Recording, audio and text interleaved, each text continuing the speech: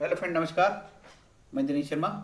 आज आपको कन्या लग्न के विषय में बताऊंगा। किसी जातक की कन्या लग्न हो तो योग कारक ग्रह कन्या लग्न की कुंडली में क्या क्या हो सकते हैं और किस प्रकार के ग्रह या कौन से भाव उसके लिए शुभ नहीं होंगे। कन्या राशि वर्गों सभी लग्नों में के बारे में एक एक मैं वीडियो बना रहा हूँ। अभी मेरा कन्या लग्न का वीडियो बन रहा है। तो कन्या जो लग्न है, तुला राशि, इसमें देखिए कन्या राशि जो है ये यहाँ पेट का प्रतिनिधित्व करती है। ठीक है, ये मेरा यहाँ कर्सर चल रहा है, पेट का प्रतिनिधित्व करती है कन्या राशि। ये आपको ध्यान देना होगा। ठीक है, कन्या मतलब हाथ में दीपक तथा धान्य लिए नौका में सवार कन्या राशि, स्त्रियों के रति स्थान में जिसका निवास, वो कन्या राशि। अब आपको थोड़ी सी जानकारी मूल त्रिकोण राशि की विषय में होना चाहिए कि कौन सी राशि मूल त्रिकोण होती है। ठीक है, तो आपको सूर्य की सिंह राशि मूल त्रिकोण होती है, चंद्रमा की वृष राशि, मंगल की मेष राशि, बुध की कन्या राशि, बृहस्पति की धनु, शुक्र की तुला, शनि की कुंभ और राहु केतु के बारे में कहा था, राहु की मिथुन वृषभ और केतु की धनु वृश्चिक।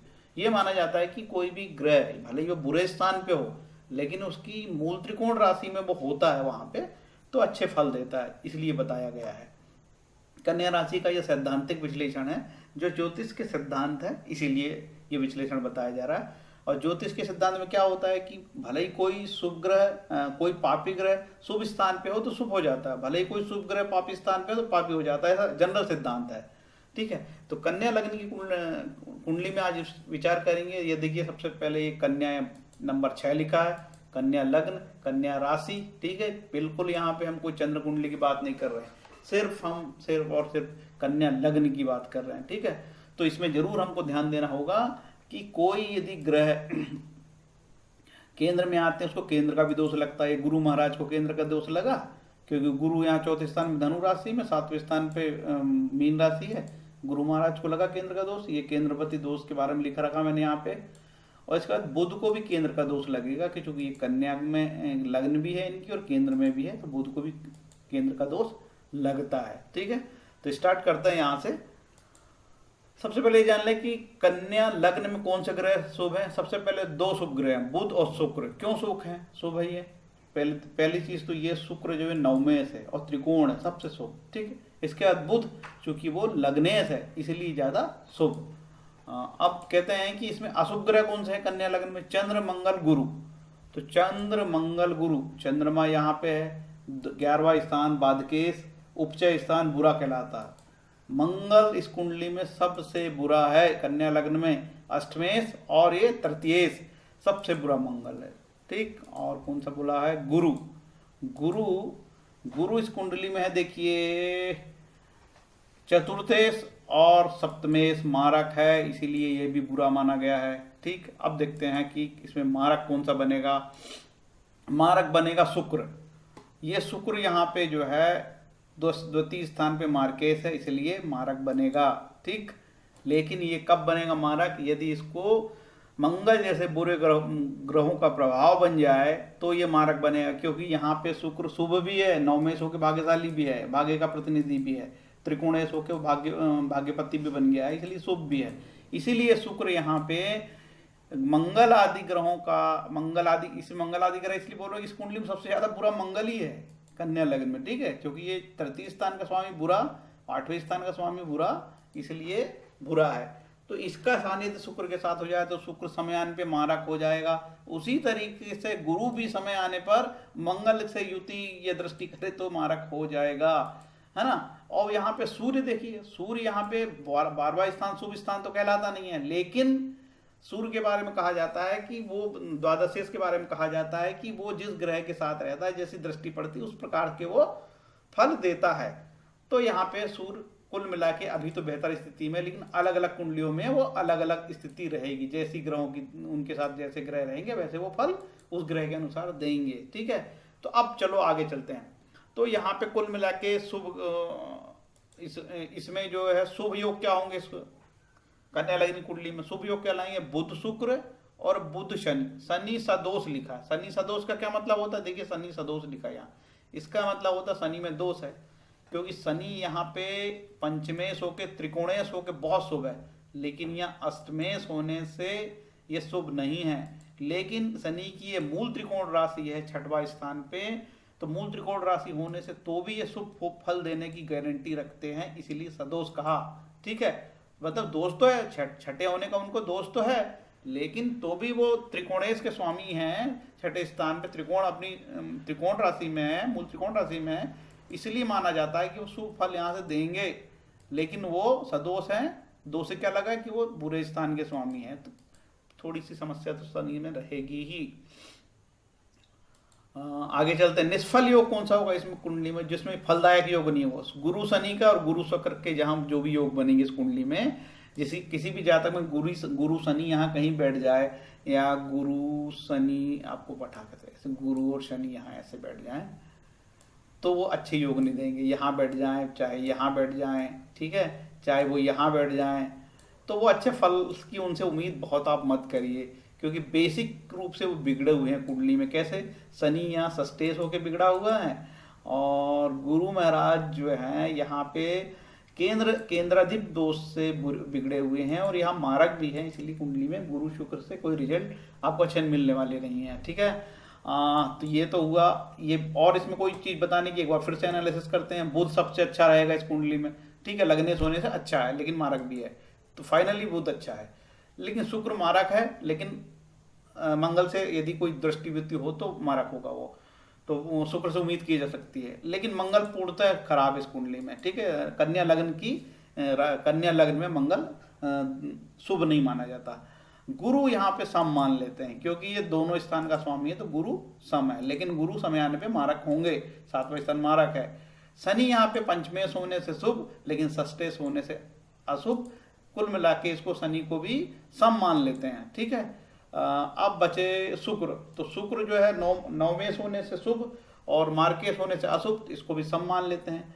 अब बचा बुध, बुध को मैंने पहले ही बताया कि केंद्र का भी दोष लगता है, लेकिन शुभ। और ये चंद्रमा जो है यहाँ 11वें स्थान का मालिक अशुभ है, यहाँ पे अच्छे रिजल्ट चंद्रमा से नहीं मिलेंगे, लाभेश चंद्रमा से। ठीक है, तो ये सूर्य जो है सम मान लेते हैं इसको, कि अच्छे और बुरे दोनों रिजल्ट समय आने पे देगा। तो आपको लगता होगा तो अधिकतर मामले में तो मैंने हर ग्रह की कोई ना कोई बुराई आपको बता दी, लेकिन फाइनल ये होगा कि भले ही गुरु महाराज कैसे भी होंगे, लेकिन सातवें स्थान के जो फल देने की बारी होगी तो सातवें के फल देंगे गुरु महाराज। वैसा ही जब शुक्र महाराज भले ही मार्केश हो, लेकिन जब भाग्य स्थान के लाभ देने होंगे तो वो अपने भाग्य स्थान के लाभ दे के जाएंगे आपको। ठीक है, चंद्रमा को जब 11वें स्थान के लाभ देने तो आपको मौका आएंगे तो चंद्रमा लाभ देंगे। इसी तरीके से पंचमेश शनि है, वो शुभ है तो शुभ देंगे, जहां छठे स्थान की कुछ बुराई है, बुरे फल है, वो भी मिलेंगे, लेकिन पंचमेश होने से शुभ फल देंगे, ऐसे कथन कहे जाते हैं। ठीक है, अब भावार्थ रत्नाकर की एक छोटी सी पुस्तिका है, बड़े अच्छे उसके योग है उसमें, और बड़े फलित भी होते हैं, सफल भी है। सभी बड़े बड़े जो ज्योतिषाचार्य इसका नाम लेते हैं, अपनी ग्रंथों में भावार्थ रत्नाकर की बात करते हैं, इसीलिए मैं भी अध्यापन करता हूँ और रेफरेंस भी देता हूँ। उसमें लिखा है, पहला, यदि कन्या लग्न में जन्म हो, सूर्य शुक्र अथवा सूर्य चंद्र का युति आदि संबंध हो, तो सूर्य अपनी दशा में धनी बनाता है। सूर्य शुक्र सूर्य चंद्र, देखिए सूर्य शुक्र, सूर्य को निकालते हैं, सूर्य शुक्र, ठीक है, और क्या बोला है जी, सूर्य शुक्र और सूर्य चंद्र,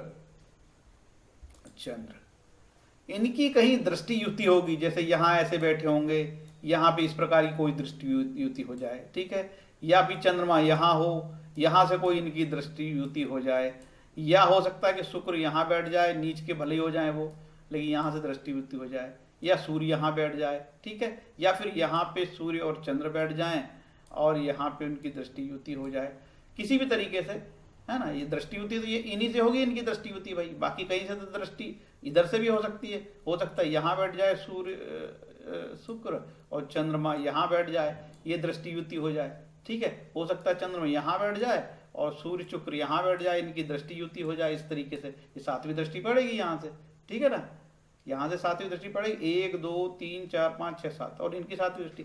इस तरीके से कहीं से अच्छे भाव से पढ़ना चाहिए, बुरे भाव से नहीं, बुरे भाव में बैठ जाए, अब यहाँ से बैठ के यहाँ बनेगी तो बुरे भाव में ठीक नहीं रहेगा। इस प्रकार की दृष्टि युति कहीं होगी तो पता कि सूर्य की महादशा में अच्छे फल की उम्मीद की जा सकती है, ऐसे सिद्धांत। आगे चलते हैं, यदि कन्या लग्न में जन्म हो, गुरु शुक्र धनु राशि में स्थित हो, राशि में चतुर्थ भाव में स्थित हो, तो गुरु के और शुक्र अपनी दशा काल में शुभ फल देंगे। पहले तो गुरु और शुक्र को धनु राशि में बिठा देते हैं अपन। कहाँ भैया गुरु महाराज? गुरु महाराज ये है, इनको गुरु और शुक्र को धनी राशि में यदि बैठा दिए तो सिद्धांत कहता है गुरु और शुक्र चतुर्थ भाव में हो, स्थित हो, तो गुरु और शुक्र अपनी दशा काल में शुभ फल देंगे।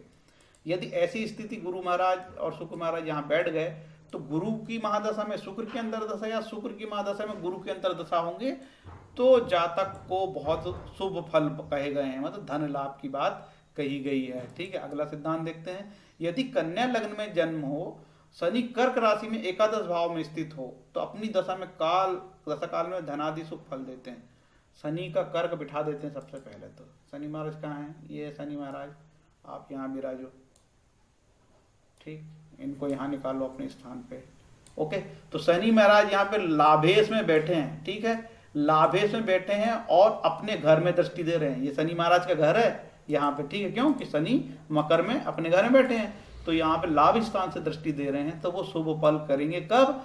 अपनी दशा आने पर। शब्द क्या लिखा? दशा। अब ये नहीं लिखा है कि अंतरदशा, लेकिन अब उनकी दशा आएगी एकादश, तो अपनी दशा आने पर, मतलब शनि की दशा है या फिर शनि अंतरदशा में फल दे। ठीक है, शनि की दशा तो लंबी होती है, तो अंतरदशा में भी फल देंगे, तो वो धनकारी योग है, ऐसा बताया है। देखिए शनि में मेरे को जो सॉरी इसको यहाँ रख देते हैं, दशा अंतरदशा पे भी ग्रहों के योग फलित होते हैं, ये मेरा ऐसे बताया। अब किसी जातक को ऐसा लगता होगा कि इतने सारे योग बताया, हो सकता है कि आपकी कुंडली में सब उल्टे सीधे योग यहाँ बैठे हुए होंगे, कि कहीं गुरु कहीं का नीच का हो गया होगा आपका यहाँ पे, है ना, और पता लगा होगा शुक्र यहाँ नीच का हो गया होगा आपकी कुंडली में, तो बड़े दुखी होते हैं आदमी, बड़े कष्ट में रहते हैं, और जो है उनको लगता है कि यार हमारा तो कुछ भला हो नहीं रहा है ऐसे वीडियो देखने से क्या। तो आपको मैं बता दूं, आपके लिए भी उपाय रखा हूं मैंने। पद्म पुराण का यह श्लोक बेहद महत्वपूर्ण है। अप्रारब्ध फलम पापम कूटम बीजम फलोन्मुख क्रमणेय प्रलियेत विष्णु भक्ति रतात्मनाम।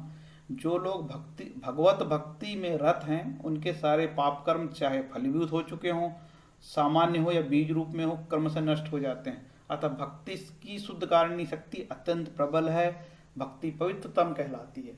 ठीक है, ये पद्म पुराण का श्लोक है, आपको रेफरेंस देखना है। यदि ऐसा लगता है कि पर्टिकुलर श्लोक हमको कहीं पढ़ने कहाँ मिलेगा, एस्कॉन की गीता में अध्याय 9 श्लोक 2 के तात्पर्य पट में मिलेगा, आपको तात्पर्य है तो उसमें तात्पर्य में आप पढ़ोगे तो आपको मिलेगा ये चीज।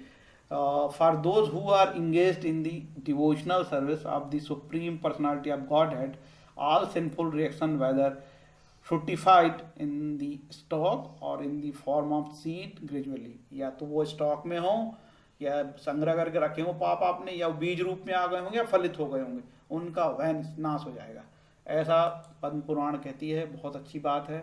आपको मालूम है कि भक्ति से सारे प्रकार के ऋण, मातृ ऋण, पितृ ऋण, ब्रह्म हत्या का दोष और जितने भी पितृ दोष, जितने भी ऋण है, सबसे उऋण हो जाओगे। भक्ति में ताकत है। जब आपके पास ऐसा लगता है कि आपके सारे मोहरे पिट गए, अब कुछ आपको बच नहीं रहा है, हर जगह से हताशा हाथ लग रही है और आप जितनी मेहनत कर रहे हो और नेगेटिव हो रहा है, खूब मेहनत कर रहे हो, जिसके बाद ऐसा लगता है कि फिर आपको अपने आप को ईश्वर के हवाले कर देना चाहिए और ईश्वर के भरोसे छोड़ देना चाहिए। देखो अपने आप सफलता मिल जाएगी। थोड़ा मुंह बंद करने से कभी कभी सफलता मिलती है। ये मुंह जो है ना बहुत बिगाड़ा करता है। देखिए ये यहाँ पे, अब यहाँ पे कोई व्यक्ति का शुक्र नीच का हो जाए, ठीक है, कौन नीच का होगा यहाँ पे 7 नंबर पे? शनि महाराज के तो उच्च के होंगे, यहाँ पे कोई भी ग्रह उच्च नहीं होगा। वाणी स्थान से बड़ी समस्या रहती है यहाँ पे। 7 नंबर पे तो कोई भी ग्रह शायद नीच का उच्च का नहीं था। यहाँ पे शनि उच्च के हो जाते हैं, शनि उच्च के हो जाते हैं, यहाँ नीच के होते हैं। तो कभी कभी वाणी स्थान, वाणी दोष से भी बहुत समस्या आती है। वाणी स्थान आपका पीड़ित होता है, ये दोषी स्थान, और यहाँ कर्कश वाणी बोलते हैं। यहाँ मंगल बोल जाए तो आप बहुत कठोर कड़क बोलो, है ना, तो इस तरीके से भी समस्या आती है। तो बोलने से भी वो समस्या आती है। तो कभी कभी थोड़ा चुप रहने से भी फायदे मिलते हैं।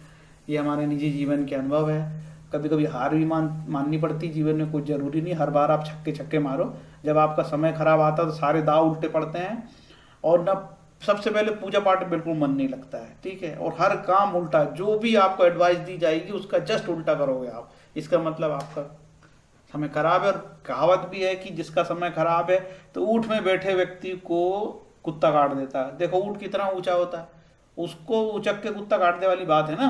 तो अपने और बोलते हैं कि सोना पकड़ो तो मिट्टी हो जाती है। ये समय का फेर है, प्रारब्ध है। इसलिए ऐसे समय में थोड़ी सी चुप रह के आपको बहुत अर्जन हो सकता है। बहुत आप बोलने से तो सारी समस्या है, चुप रहिए, देखिए समस्या का हल हो जाएगा। कई बार जीवन में ऐसा लगता है कि हार हो रही तो थोड़ा चुप रहना चाहिए। फ्रेंड्स, मेरा ये वीडियो कैसा लगा? यदि अच्छा लगा हो, इफ बोल देता हूँ भैया कि सभी को अच्छा थोड़ी लगता है। लोग लिख देते बकवास करता है, कोई डिसलाइक कर देता है ना। भांति भांति के दोस्त है के व्यक्ति हैं तुलसी के संसार में। तो यदि आपको अच्छा लगा तो लाइक करें, शेयर करें और बताएं कोई समस्या आ रही है, बोलचाल में कुछ गड़बड़ हो रहा है, कोई चीज़ को मैं जान के गलत बोल रहा हूँ, ठीक है। जैसे मैं यहाँ हाथ रख रहा हूँ या मिथुन राशि कर्क बोल रहा हूँ, ऐसा बोलने में हो जाता है कभी कभी। जैसे मैं यहाँ हाथ रख रहा हूँ, इसको त्रिकोण की जगह दशमेश बोल रहा हूँ, तो ऐसा बोलने में हो जाता है, ठीक है। ये मारा के स्थान है, इसको कुछ और बोल दूँ मैं, तो उसका बुरा ना मानिए और बताइए कुछ गलती हो तो। Thank you, Hare Krishna.